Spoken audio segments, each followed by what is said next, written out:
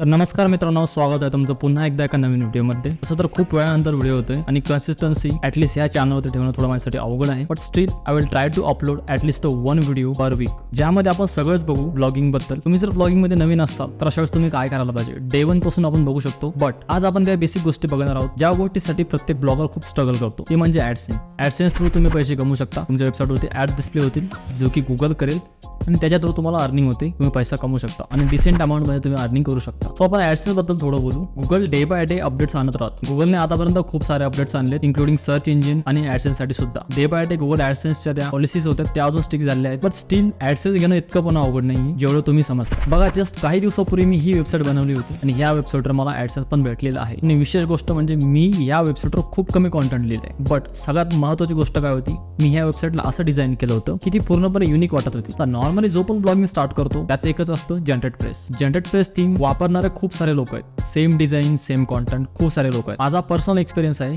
जर custom home page असेल तर ॲडसेन्स लवकर मिळतो। आणि या वेबसाईटवर मी जे ॲडसेन्स घेतलंय ते फर्स्ट अटेम्प्ट मध्ये, नॉर्मली लोक 3-4 अटेम्प्ट घेतात, बट मी फर्स्ट अटेम्प्ट मध्ये या वेबसाईटवर ॲडसेन्स घेतलं। आणि विशेष गोष्ट म्हणजे मराठी वेबसाईट। पण महत्त्वाची गोष्ट काय होती, पूर्ण साईटचं स्ट्रक्चर आणि डिझाईन ती की मी खूप प्रॉपर बनवली होती आणि मला फर्स्ट अटेम्प्ट मध्ये ॲडसेन्स सहज भेटलं, ते पण 2 ते 3 दिवसात। सो ब्लॉगिंग तुम्ही कोणत्या पण लँग्वेज मध्ये स्टार्ट करत असाल, आधी कीवर्ड रिसर्च करा, जेणेकरून तुम्हाला आर्टिकल्स लिहिताना काही प्रॉब्लेम येणार नाही, नेमकं लिहायचं का याची तुम्हाला आयडिया येऊन जाईल। आणि दुसरी गोष्ट म्हणजे साईटला चांगल्या प्रकारे बिल्ड करा, तिचे नेव्हिगेशन प्रॉपर ठेवा, डिझाईन पण प्रॉपर ठेवा। आता मी पर्सनली खूप लोकांना त्यांची वेबसाईट बिल्ड करून दिली किंवा पूर्ण वेबसाईट सेटअप करून दिली, त्यांनी जर चांगलं काम केलं नक्की त्याला ॲडसेन्स फर्स्ट अटेम्प्ट मध्येच भेटेल। माझ्या मते कस्टम होम पेजने ॲडसेन्स लवकर भेटेल, बाकी ज्याचे त्याचे एक्सपिरियन्स वेगळे असतील, बट मी ॲडसेन्स साठी हाच फंडा वापरतो। बरं, आपण ह्या व्हिडिओत बघितलं की तुमची साईट कशी असायला पाहिजे आणि ॲडसेन्स वगैरे कसं वर्क करेल। नेक्स्ट व्हिडिओमध्ये आपण हे बघू की कीवर्ड रिसर्च वगैरे कशी करायची, कोणते टूल्स वापरायचे। सुरुवातीला बजेट कमी असतं, कोणता पण ब्लॉगर असेल त्याचं बजेट कमी असतं आणि तो रिस्क पण कमी घेण्याचा प्रयत्न करतो। अशा वेळेस मी तुम्हाला पेड टूल्स किंवा असं कधी सजेस्ट करणार नाही। HRF जे फ्री ऑफ कॉस्ट आहे ते वापरू शकता आणि गुगल इटसेल्फ, गुगलच तुम्हाला सांगतं की एक्झॅक्टली तुम्ही कशावर काम करायला पाहिजे। हे आपण सगळं बघू येणाऱ्या व्हिडिओमध्ये। बाकी तुम्हाला अजून काही गायडन्स पाहिजे असेल